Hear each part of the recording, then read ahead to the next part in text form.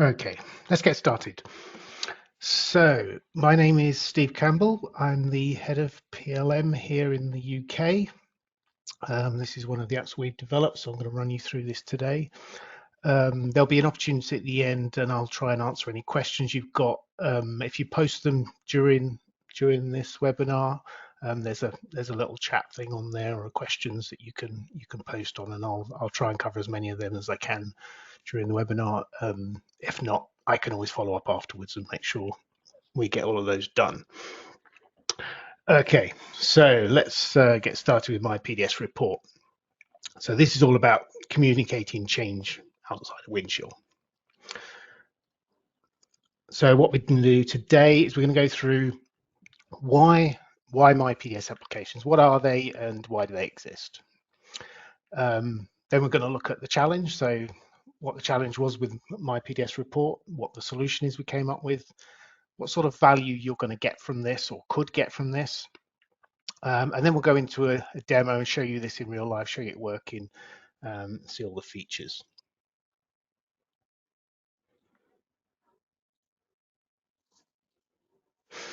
So why we developed myPDS applications. So one of the big key drivers to this is there's a lot of people outside of Windchill or infrequent users of Windchill that need information, they need help, they need things to be a lot easier to use. And Windchill is great for holding lots of information. It can do just about everything, but it doesn't always make it easy for people who are infrequent users. So spreading the usage of Windchill can really be enhanced by having some of these apps. And you'll see later why this particular one is useful for that. With that also comes increased efficiency. So a lot of these apps can help save you time. Again, you'll see why this can save you quite a lot of time in the process. Quality. So we also have some apps that can really ensure quality within the system. Again, reporting is a great tool to be able to increase quality, making sure that data flows down the line and doesn't have mistakes in it. Avoiding customization. So this is an interesting one because we often have customers that have specific requirements, and historically Windchill probably had more gaps in it and needed a lot of customization to meet customer requirements. But we try where we can to use out the box, and there's good reason for that because customization can be costly. It has that ongoing maintenance requirement, and every time you want to upgrade, you might find that you need to rewrite some of that code. So what we do with these apps is they're fully supported. So whenever you come to doing an upgrade or patching, anything like that, you know that this is going to work. You don't have to worry about any ongoing costs of keeping these apps going. And lastly, just filling gaps in the out-of-box solution. So sometimes there is a genuine gap that, and PTC along the way, they do fill these gaps, but these apps have all been done over time because we keep getting asked over and over again the same sort of questions. So when we find that lots of our customers are all asking for the same sort of things, we end up with an app because it's pointless keep writing specific ones for each customer. Okay. So I'll just show you this a quick slide. I'm not going to go through all of these because there's lots of different apps that we do. But this is to give you an idea of the portfolio of apps that we do have on offer. And please reach out to us if you want to see any of these. And there's information on our website about most of these anyway, so you can get a flavour of what they do. And as you can see, these cover all different areas. So they're not just Windchill. We have Creo ones, we have ThingWorks, plus the Windchill stuff. So right across the digital thread, we have all sorts of apps to help you out. Okay, so the challenge. When we're looking at Windchill, especially with the change process, it's not always that intuitive to understand where these changes are coming from, what's going on in there. And that can be really challenging for somebody that doesn't use Windchill that often. That can be really difficult. I can show you an example here. If I just jump over to Windchill, we can see here that we've got a change notice here. If I imagine I'm in here to try and sign this off and I've got a task, I've got to try and work out, there's like 167 objects in this change of release content. That's a huge amount of stuff to be signing off. If I want to know what the differences are on these, I might need to go into the implementation plan. I might need to dig in here, have a look at what the affected objects are, what the resulting objects are. And then I might want to compare these objects and the bombs. But all of this, as you can imagine, can take quite a long time, and it can be quite confusing. So that's one of the challenges that we try to overcome with this. And change notices is a classic example because they can be quite complex and there's a lot of information in there.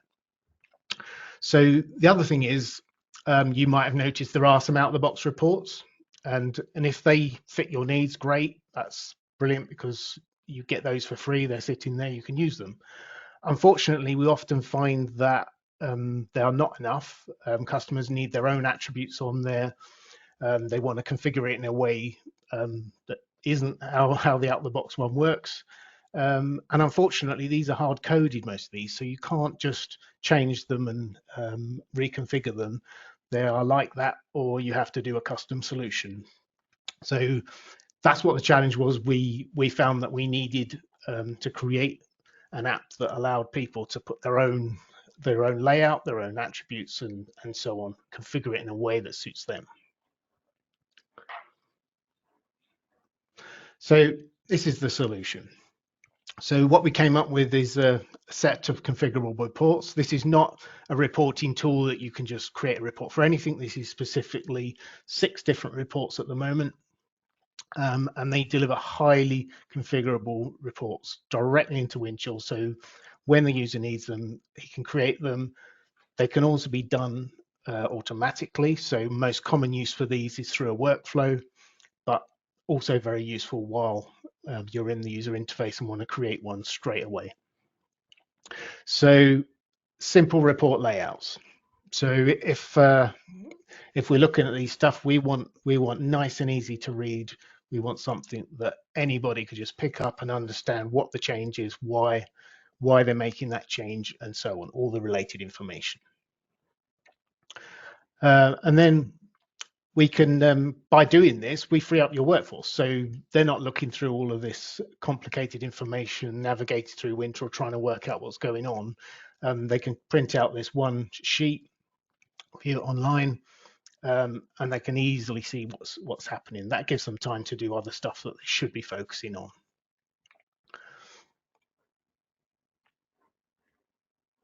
Okay. So what values are you going to get from this? So one real clear value is improved communication. So with an ideal world, you might find that you're fully integrated and you actually don't need to run reports. This is often not the case because we have people outside of Windchill. We have people that are trying to enter data into other systems because they're not fully integrated. Another classic one is where we have customers that are required to communicate a change outside of Windchill to a customer, for instance, that needs full information on all the change that has happened during that life cycle of that product. And that's very difficult if you don't have access to Windchill. So this type of thing can really help on that. And then automatic generation means you can save time on this. You don't even have to go in and generate these. It can do it all in the background through a workflow. And then improve quality. So if we have mistakes in retyping information across to other business systems, we can catch those errors before they propagate further. So we're trying to simplify this to make it so that people don't repeat those errors and put them into other systems.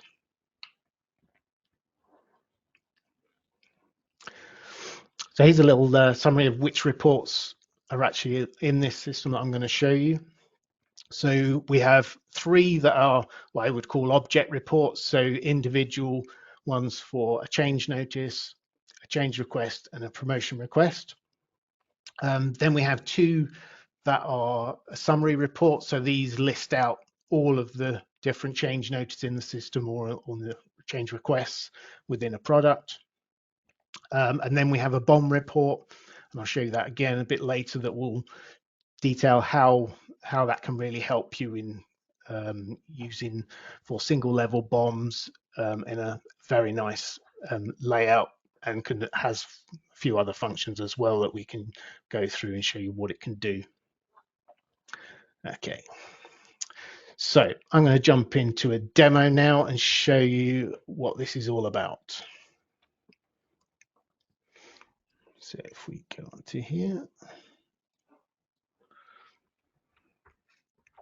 okay, so there's lots of places inside Windchill that I've exposed these reports to. So there's not just one place to run this. As I mentioned before, we can also have these automated. So a lot of the reports will get generated automatically and through a workflow when the workflow completes.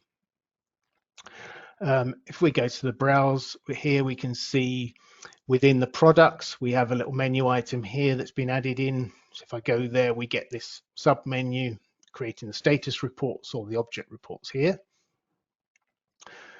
We can also go into the changes area, and again we get a similar thing, but in this case the first step we would actually be searching for the context that we want to search in. So if we go in here, we'd actually find a context first, and then we'd find the objects as well. We can also go into the folders page. So if we go in here, we've got a few different areas. We've got it up here, so we can create a status report from this area.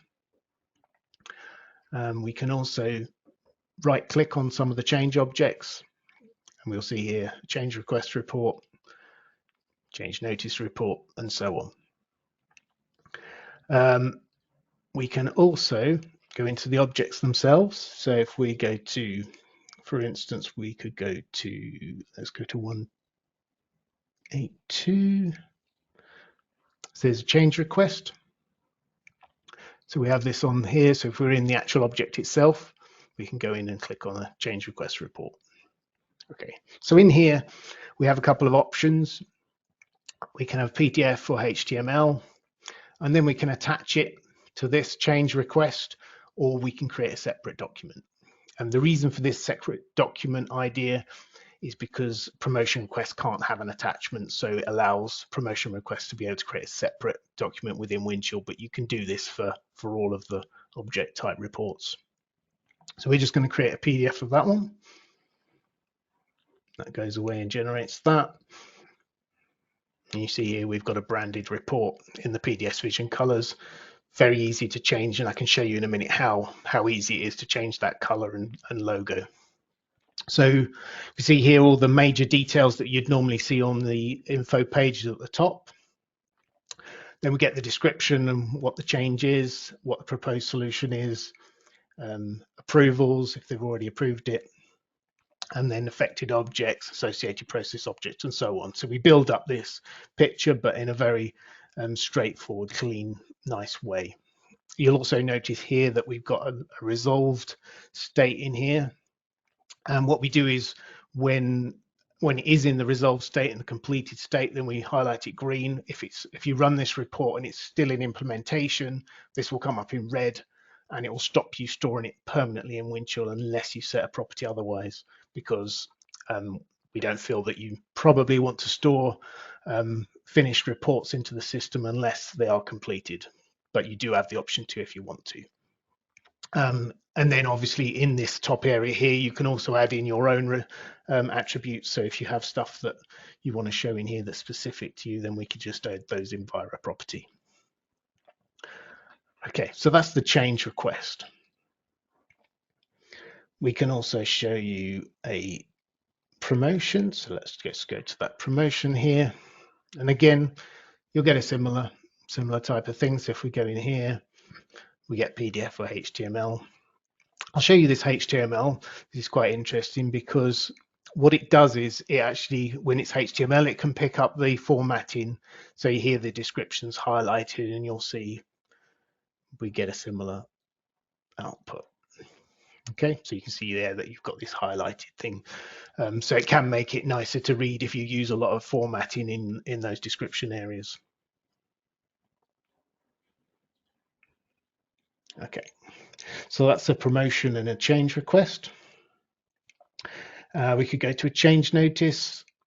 Now create one from this one here. This is, you'll see here, this has already got one attached to it. And the reason I picked this one, this has got quite a few different object types in here. When we create the report, we can actually see.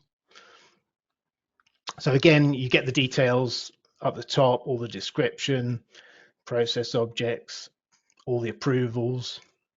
And then when we get to these scheduler changes, this is the important area because this tells us exactly what's going on this change notice. We can see we're releasing all 4 of these objects, but because they're different types, it's picking up on the actual type of object it is. So this one knows it's a publication graphic, this one knows it's a mechanical part. So it gives you a bit more information, and even down to the service view, so that we know that this one's service view and not just a design view of that part. Really important information to understand.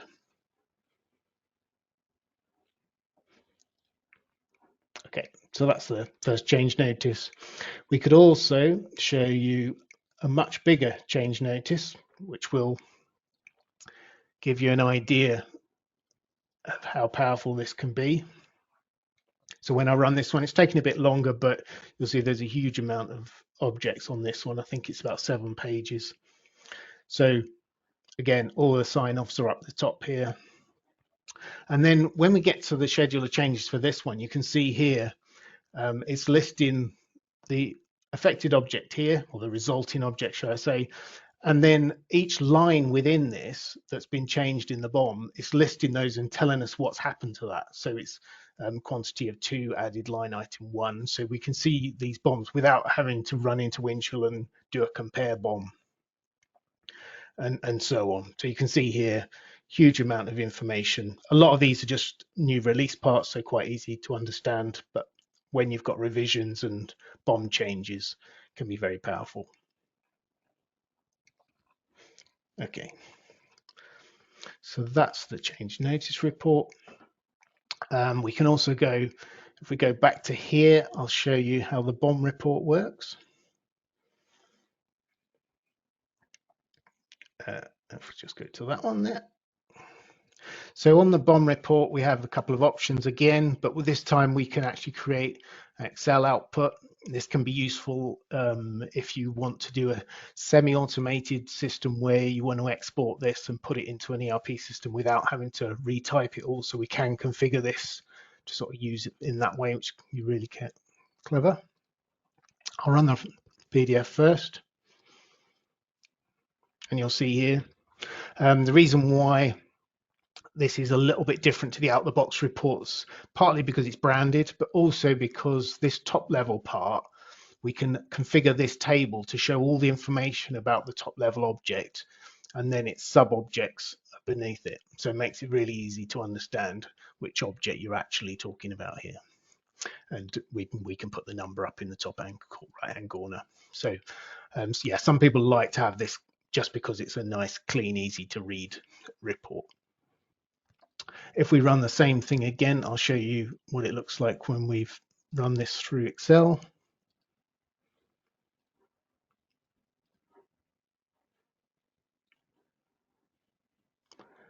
And wait for that to open up. Okay, so you'll see here, I'm just going to stretch these out. So this is exactly the same information that we saw on the PDF, just in a format that could be used for other purposes. So we could be pushing this out to another system and using it, like I said. Can be very helpful. By default, we're grabbing substitutes and alternate parts, but there could be all sorts of other information that you want from the BOM that we can pull in here for you.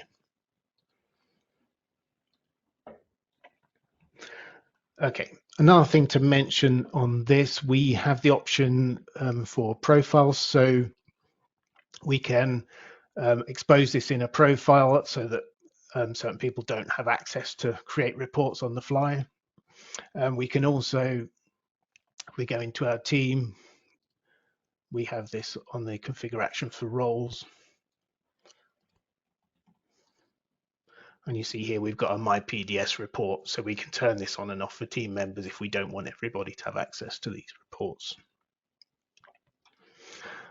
Okay, so what I'm going to show you now is a bit of a sort of a real life situation, except it is a very simple change just set up to show you the type of thing that could be done with this. So I've got a task here to audit a change notice. So if I look in here, I can see there's my change notice there, and I could open that up, have a look at it. But I might not want to go through all the tabs and work out what the change is, so I could run the report. I can't attach it because it's not completed yet, but I can see from the report what the change might be.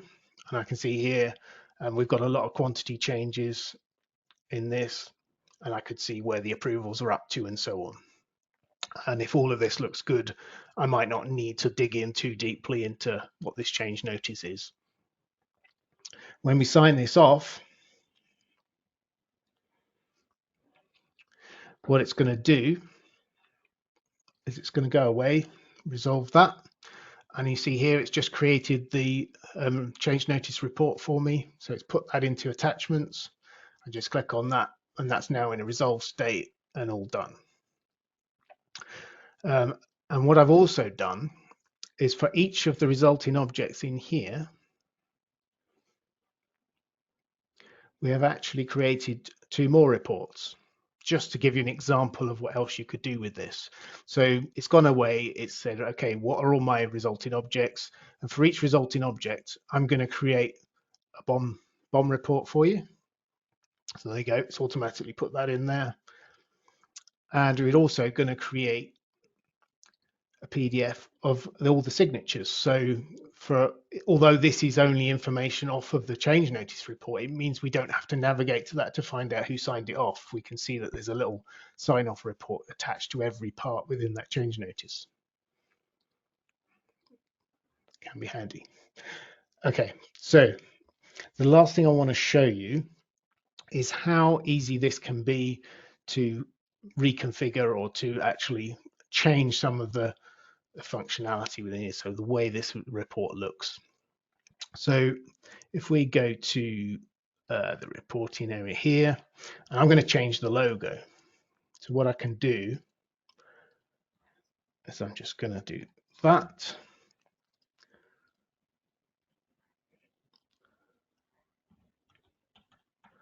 And that changes the logo for me. And then in the template itself, what we can do is we could change the colors. So I'm going to change this to a blue.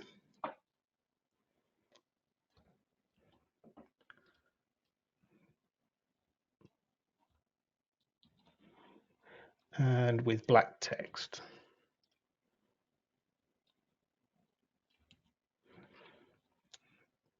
And I'm going to change the title of it.